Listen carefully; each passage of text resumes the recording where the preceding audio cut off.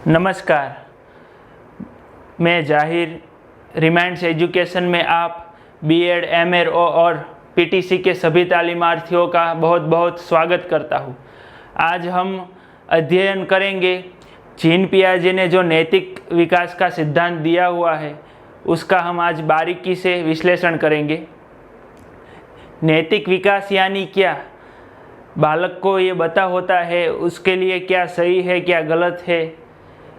नैतिक यानी मोरालिटी, सही गलत का बता होना, या फिर यूँ कहे कि बालक का ऐसा व्यवहार या ऐसा स्वभाव होना चाहिए जो उसके लिए भी ठीक हो, यानी कि सही हो, और उसके माता पिता व बालक के बड़े भाई बहन व उसके बड़े वयस्कों के लिए भी बालक का स्वभाव एक तरीके से ठीक हो या फिर अच्छा हो। यानी नैतिक यानी कि मोरालिटी, एथिक्स, सही गलत का बता होना, अच्छा बुरा का बता होना, पॉजिटिव नेगेटिव का बता होना। तो अब हम उसका विश्लेषण करेंगे। जीन पियाजे का नैतिक विकास का सिद्धांत। जीन पियाजे ने नैतिक विकास का सिद्धांत दिया हुआ है और साथ ही साथ उन्होंने एक बुक लिखी है, the moral judgement of the child. तो ये जीन पियाजे की बुक है, the moral judgement of child.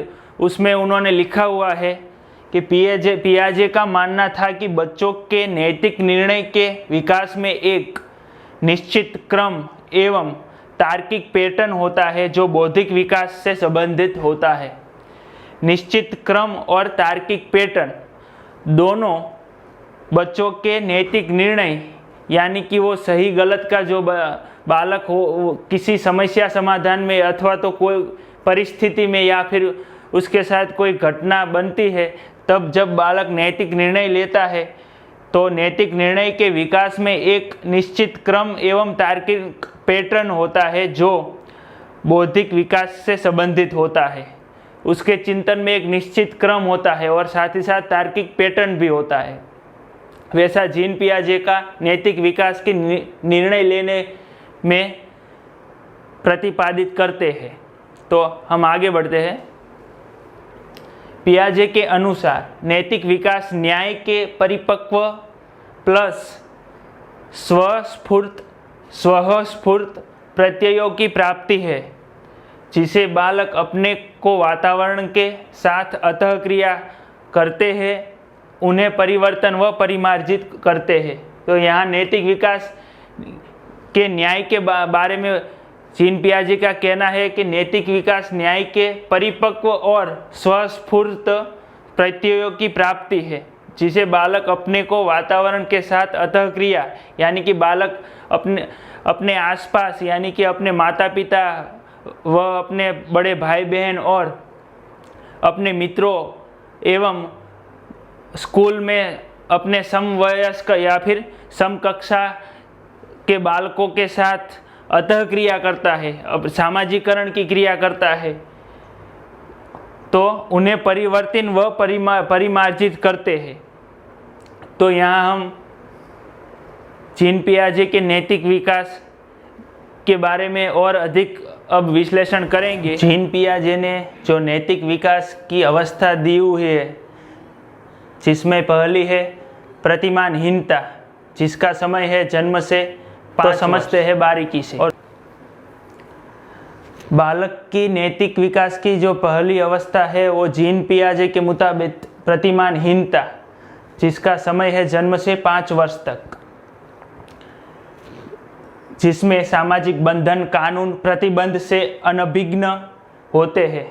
Gene पियाजे का कहना है यहाँ कि बालक एक जन्म से 5 वर्ष तक सामाजिक बंधन, यानी कि सामाजिक रीति रिवाज, परंपरा, सामाजिक जो सब पहलू होते हैं उससे वो अनभिज्ञ, यानी कि बालक सामाजिक बंधन के बारे में कुछ जानता नहीं है, क्योंकि वो नेचुरली समय ही है जन्म से 5 वर्ष का प्रतिमानहीनता। इसीलिए उसी तरह कानून और प्रतिबंध, कानून यानी कि रूल्स एंड रेगुलेशन भी बालक को तब मालूम नहीं है, इसीलिए बालक को अनभिज्ञ यानी कुछ पता नहीं है, समाज के बारे में कुछ पता नहीं है, कानून रूल्स एंड रेगुलेशन के बारे में बालक को कुछ पता नहीं है, क्योंकि उसकी उम्र यानी एज ही जन्म से 5 वर्ष तक ही है।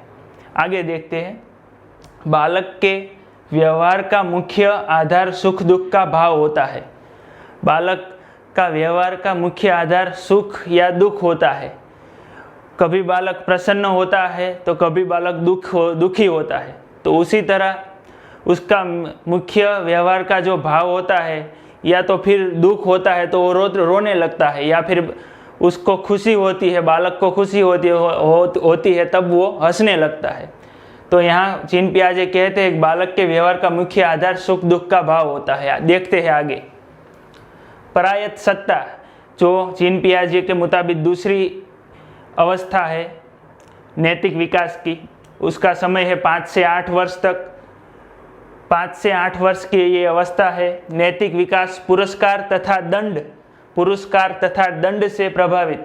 यहाँ नैतिक विकास पुरस्कार और दंड से प्रभावित होता है। अगर क्योंकि 5 वर्ष से 8 वर्ष का जो समय है वो बालक स्कूल में आने लगता है, शाला में आने लगता है। तो स्कूल में वो पहली कक्षा से लेकर तीसरी यानी 8 वर्ष यानी कि तीसरी कक्षा में आता है, तब बालक के नैतिक विकास यानी कि बालक अच्छा व्यवहार अथवा अच्छा स्वभाव करता है तो उसे पुरस्कार मिलता है, यानी कि उसके व्यवहार के बारे में दूसरे लोग या फिर उससे बालक के माता पिता व उसके बड़े भाई बहन व शाला में शिक्षक, तो शिक्षक बालक के उस व्यवहार को प्रोत्साहित करता है, उसके बारे में उसको अच्छा बताता है, तो वो एक ही तरह से पुरस्कार होता है।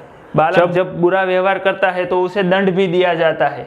तो नैतिक विकास पुरस्कार तथा दंड से प्रभावित होता है, वैसा जीन पियाजे का इस अवस्था में कहना है, यानी कि परायत सत्ता में कहना है। अच्छा व्यवहार बालक करता है तो उसे पुरस्कार दिया जाता है, बालक बुरा या फिर गलत व्यवहार करता है तो उसे दंड दिया जाता है। तो इसी तरह आगे बढ़ते हैं, बालक को उसके उचित आचरण करने का प्रशिक्षण दिया जाता है।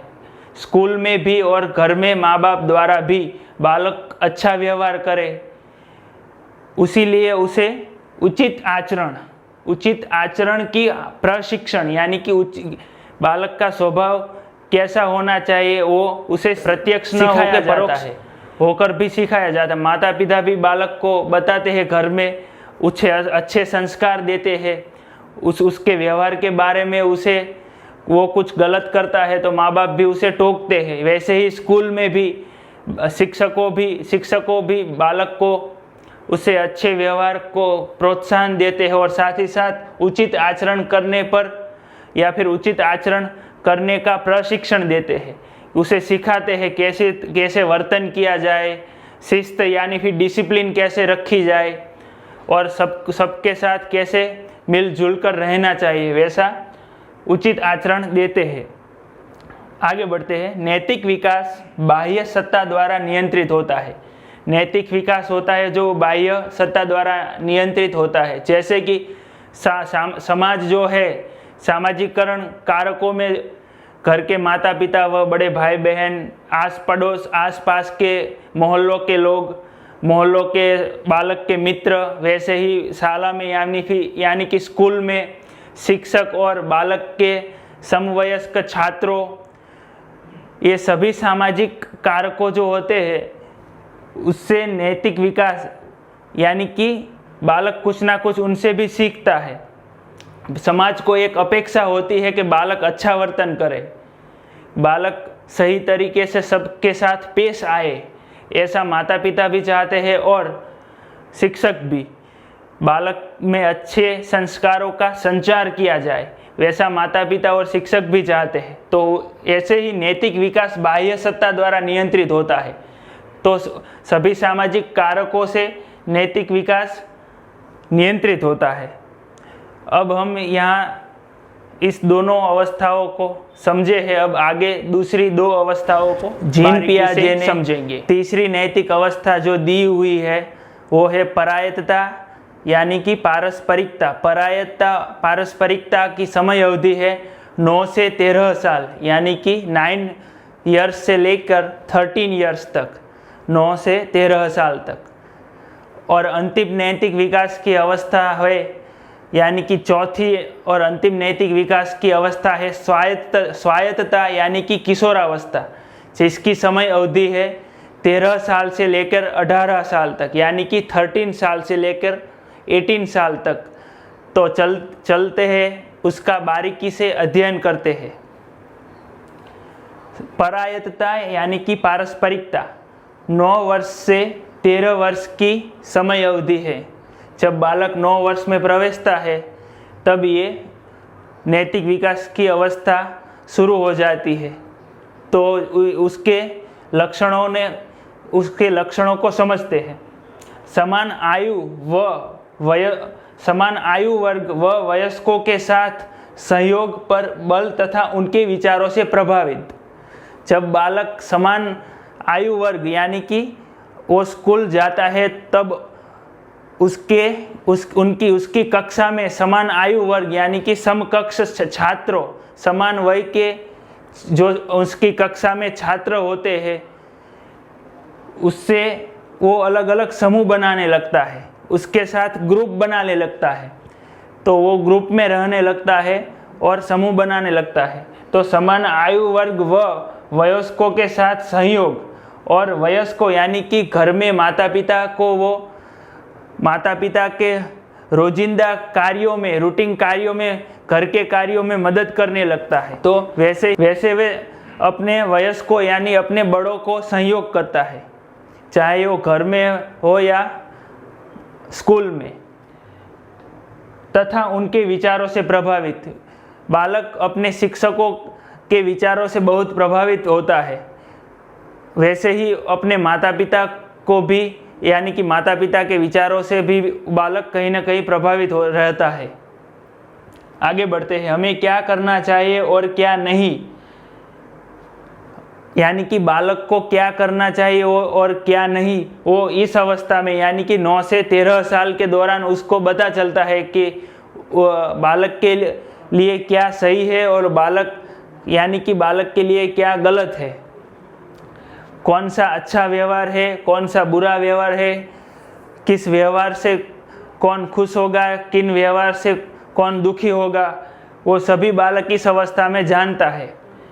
दूसरे की भावना को आधार बनाना, बालक दूसरे की भावना को आधार बनाता है और जैसे मेरे यानी कि बालक के इस व्यवहार से उनको दुख न पहुंच जाए। बालक दूसरों की भावना की रिस्पेक्ट करता है, यानी कि अपने मित्रों की भावना हो, शिक्षक की भावना हो, या फिर अपने माता पिता की भावना हो, या फिर उनके लागणी तत्व हो। तो बालक सभी लोगों की भावनाओं की कद्र करता है। बालक ऐसा व्यवहार करता है जो सभी को पसंद आए। वो वैसा व्यवहार हरगिज नहीं करेगा जो दूसरों को दुखी करे अथवा तो दूसरों के लिए वो परेशानी बने, वैसा व्यवहार बालक कभी नहीं करेगा। वैसी मैच्योरिटी बालक में इस अवस्था में देखने को मिलती है, उसके स्वभाव में देखने को मिलती है। तो जैसे मेरे यानी कि बालक के इस व्यवहार से उनको दुख न पहुंच जाए, वैसा बालक सोचता है, चिंतन करता है। आगे बढ़ते हैं, स्वायत्तता यानी किशोरावस्था यानी कि 13 से 18 वर्ष। 13 से 18 वर्ष में बालक किशोर में पूर्ण रूप से सोचने समझने की क्षमता विकसित हो चुकी होती है। 13 से 18 वर्ष यानी कि किशोरावस्था की ये समय अवधि है। चैप्टर 1 में भी हमने ये बारीकी से समझा था। तो जीन पियाजे यहाँ कहते हैं कि 13 से 18 यानी कि 13 से 18 ईयर्स की इस समय अवधि में बालक में पूर्ण रूप से सोच विचार करने की चिंतन कैपेसिटी अपने मस्तिष्क में डेवलप हो जाती है। और साथ ही साथ जीन पियाजे कहते हैं कि वे अपने व्यवहार के लिए स्वयं उत्तरदायी होते हैं। बालक अपने व्यवहार के लिए स्वयं यानी कि खुद वो जिम्मेदारी लेता है उस खुद के व्यवहार के प्रति। वो अच्छा व्यवहार करने की कोशिश करता है और साथ ही साथ वो अपने बड़े के यानी कि अपने वयस्कों की मदद भी करता है और उसे पता होता है क्या गलत है क्या सही है, कैसा व्यवहार करना चाहिए कैसा व्यवहार नहीं करना चाहिए, पॉजिटिव क्या है नेगेटिव क्या है। वैसे वे अपने स्वयं व्यवहार के लिए स्वयं उत्तरदायी भी होता है। और आगे जीन पियाजे कहते हैं किशोर स्वयं के लिए वयस्कों सा सम्मान चाहते हैं। कहीं न कहीं किशोरों को ये लगता है, वो चिंतन करते हैं कि लोग मुझे पसंद करें, यानी कि किशोर को पसंद करें, उसके व्यवहार की सराहना करें, उसके व्यवहार को प्रोत्साहित करें, उसको वयस्कों यानी कि बड़े जैसा सम्मान मिले, मान मर्तबा मिले जैसा किशोर चाहते हैं। तो अब हमने यहाँ जीन पियाजे की सभी नैतिक विकास की अवस्थाओं का बारीकी से अध्ययन किया है, बारीकी से विश्लेषण किया है। अब आगे जीन पियाजे ने नैतिक विकास की अवस्थाओं को ध्यान में रखते हुए 3 स्तर की रचना की हुई है, जिसमें पहला है नैतिक समानता, दूसरा है नैतिक यथार्थता और नैतिक सापेक्षिकता। तो नैतिक यथार्थता, नैतिक समानता और नैतिक सापेक्षिकता का हम बारीकी से अध्ययन करते हैं। तो नैतिक यथार्थता में देखते हैं तो बालक बाध्यता स्वरूप नैतिक मानकों को स्वीकार करता है। बालक बाध्यता स्वरूप और नैतिक मानकों को स्वीकार करता है। समाज की कुछ बालक के पास अपेक्षा होती है, जैसे कि बालक अच्छा वर्तन व्यवहार करे, बालक में अच्छे गुण यानी कि अच्छे संस्कारों का सिंचन हो, वैसे उसके माता पिता व शिक्षकों चाहते हैं। इसीलिए नैतिक मानकों का बालक स्वीकार करता है, आगे उनको आचरण में लाता है। बालक अच्छे व्यवहार को आचरण में लाता है, जैसे किसी धर्म स्थान में बालक जाता है, मंदिर में जाता है तो पूजा प्रार्थना करता है, मस्जिद में जाता है तो नमाज पढ़ता है। वैसे ही अलग अलग धर्म के अलग अलग सभी धर्म स्थानों में जाता है, वैसे ही बालक अच्छे से अपने भगवान या अपने इष्ट देव की पूजा प्रार्थना करता है।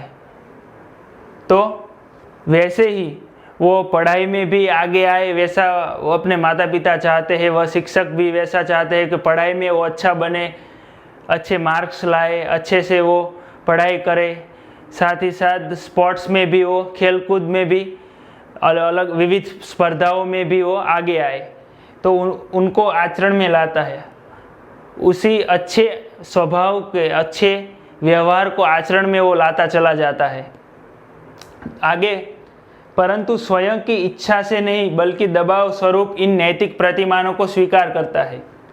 बालक स्वयं की इच्छा से नहीं, परंतु स्वयं की इच्छा से नहीं बल्कि दबाव स्वरूप अपने बड़ों या माता पिता का उस पर दबाव होता है, समाज का भी उस पर दबाव होता है कि बालक अच्छे से वर्तन करे, सही तरीके से सबके साथ पेश आए। बालक को ये पता होना चाहिए क्या सही है और वो सही दिशा में आगे बढ़े और सही तरीके से जो समाज के मान्य संस्कार है उस तरीके से वो अपना वर्तन व्यवहार करे, यानी कि नैतिक प्रतिमान करे। वो सही तरीके से सत्य बोले, सत्य आचरण करे, गलत से दूर रहे, असत्य से दूर रहे और नैतिकता और ईमानदारी के साथ अपना व्यवहार करे। तो वो कहीं ना कहीं बालक पर भी वो समाज का और अपने माता पिता का दबाव होता है।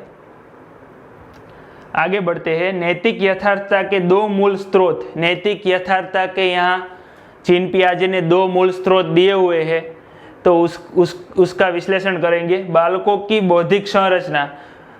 पहला है बालकों की बौद्धिक संरचना। बालक के मस्तिष्क में एक बौद्धिक संरचना उसके चिंतन, उसके विचारों के दौरान बन जाती है। अवस्था से लेकर बाल्यावस्था और बाल्यावस्था से लेकर किशोरावस्था तक उत्तरोत्तर डेवलप होती रहती है, उत्तरोत्तर बौद्धिक संरचना विकसित होती रहती है। तो बालकों की बौद्धिक संरचना नैतिक यथार्थता के बहुत अच्छी भूमिका निभाती है। साथ ही साथ वातावरण से प्राप्त अनुभव, दूसरा है नैतिक विकास के मूल स्रोत में वातावरण से प्राप्त अनुभव। वातावरण में बालक के मित्रों, बालक के समवयस्कों का समूह, बालक के आसपास मोहल्लों के लोग, और साथ ही साथ बालक स्कूल में जाता है तो उस पाठशाला में, उसकी कक्षा में उसके समवयस्क छात्रों और मित्रों तथा शिक्षक, इन सभी सामाजिक कारकों का भी कहीं न कहीं उन वातावरण के दौरान, यानी कि वातावरण से प्राप्त अनुभव, समाज के साथ बालक की अंतःक्रिया होती है। बालक अपने मित्रों से मिलता है, अपने बड़ों से मिलता है और अंतःक्रिया करता रहता है, तो वो कहीं ना कहीं वातावरण से अनुभव प्राप्त करता है। तो वो भी नैतिकता के विकास में, सही गलत के फैसले के विकास में कहीं ना कहीं मुख्य भूमिका निभाता है। देखते हैं आगे। दूसरा है नैतिक समानता। नैतिक समानता में देखते हैं बालक परस्पर सहमति के आधार पर नियमों को बनाते हैं। बालक परस्पर, यानी कि अपने समवयस्कों के साथ बालक खेलता है, जैसे कि क्रिकेट की गेम ले ली, वैसे ही कबड्डी की गेम ले ली, तो वो क्रिकेट के नियमों को, यानी कि उस दौरान उस ग्राउंड में वो अपने नियमों, यानी कि खेल के नियमों को परस्पर डिस्कशन करके बना देगा और वही नियमों का सभी लोगों को पालन भी करना पड़ेगा। वैसा बालक परस्पर नियम भी बनाते हैं, रूल्स एंड रेगुलेशन भी बनाते हैं। तो बालक परस्पर सहमति के आधार पर नियम व रेगुलेशन, यानी कि नियम बनाते हैं। बालक सहयोगात्मक खेल अधिक पसंद करते हैं। एकदम इजी है। सहयोगात्मक खेल यानी कबड्डी ले ली, क्रिकेट ले ली। क्रिकेट में 11 की टीम होती है, सामने 11, इस टीम में 11। कबड्डी भी मिलजुल कर खेली जाती एक गेम है, रमत है। तो बालक सहयोगात्मक खेल अधिक पसंद करते हैं। कबड्डी और क्रिकेट जैसी रमतों में जो सहयोगात्मक, यानी मिलजुल कर जो रमत खेली जाए, वो बालक अधिक पसंद करते हैं। नैतिक सापेक्षिकता, तो बिना किसी बाहरी दबाव के न्याय के आदर्श का अनुसरण किया जाता है। बिना किसी बाहरी दबाव के न्याय के आदर्श का अनुसरण करते हैं। बालक को सही गलत का पता होता है और वो अपने नियम भी बना लेता है। आगे बढ़ते हैं। लेकिन इसमें आवश्यकता अनुसार परिवर्तन भी होता है। बालक अपनी सहूलियत के साथ थोड़ा बहुत चेंजेस इस नियमों में करता रहता है, जो नैतिक सापेक्षिकता में हमें जीन पियाजे कहते हैं। किशोर स्वयं के नियम बनाना शुरू कर देता है। जब किशोरावस्था में अपने खुद के नियम बनाना, यानी अपने खुद के रूल्स एंड रेगुलेशन बनाना शुरू कर देता है अपने चिंतन या विचारों के दौरान। तो अब हमने जीन पियाजे के नैतिक विकास के सिद्धांत की यहाँ बारीकी से समझूती ली, बारीकी से विश्लेषण किया। अब हम नेक्स्ट वीडियो में कोलबर्ग के नैतिक विकास का जो सिद्धांत कोलबर्ग ने दिया हुआ है उसका बारीकी से विश्लेषण करेंगे। तब तक मैं रजा चाहूँगा। अगर आपको हमारा यह प्रयास पसंद आया हो तो हमारे इस वीडियो को लाइक कीजिए, अपने दोस्तों के साथ ज़्यादा से ज़्यादा शेयर कीजिए और हमारी चैनल रिमाइंड्स एजुकेशन को सब्सक्राइब कीजिए। धन्यवाद।